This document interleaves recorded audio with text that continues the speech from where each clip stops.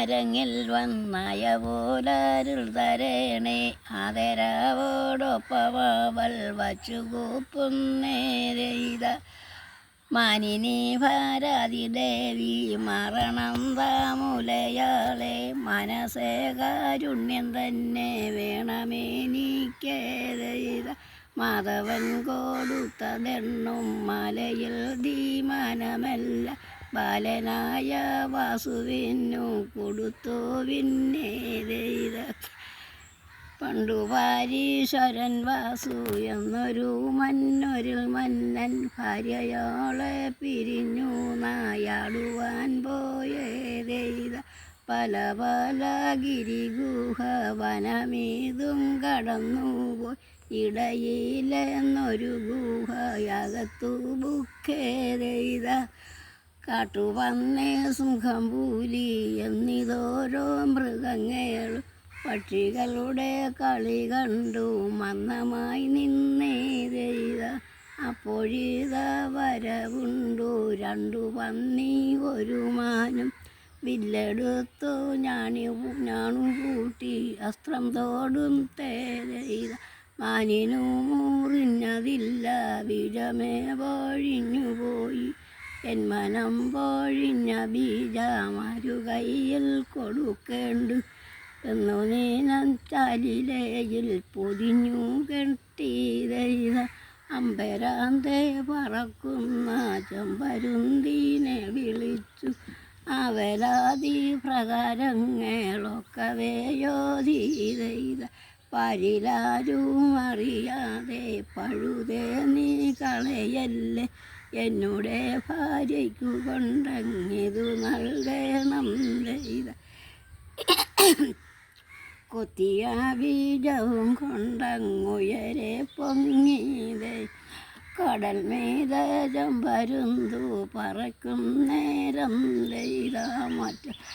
മത്സ്യമെന്നു നിരൂപിച്ചു മറ്റൊരീണപ്പരുന്തെത്തി കൊത്തിയുമാടിച്ചും തമ്മിൽ പിണങ്ങിയിടുന്നേതെയ്ത മത്സ്യമല്ലേടോ വരുന്നേ മന്നവൻ്റെ വിഴമാണ് മത്സരിക്കാതകലത്തു നിൽക്കടാ മൂടതെയ്ത വാവിളർന്നു കൊത്തിയപ്പോൾ നദിയിൽ വീണേതെയ്ത അപ്പോഴേ വന്നൊരു മത്സ്യം വെട്ടി വീഴുങ്ങിയതെയ്ത കണ്ടു നിന്നൊരരയന്മാർ ആർത്തുവീളിച്ചവർ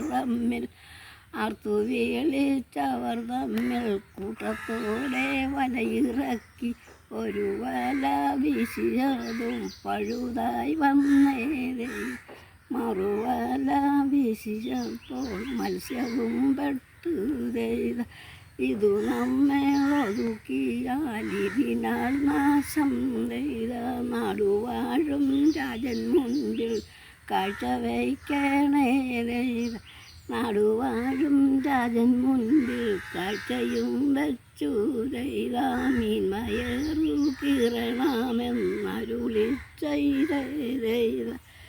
മീൻമയറുകീറിയപ്പോൾ കണ്ടിതു രണ്ടുണ്ണികളെ ഒന്നൊരു ഭൂപാലനാകും ഒന്നൊരു വെണ്ണേതെയ്ത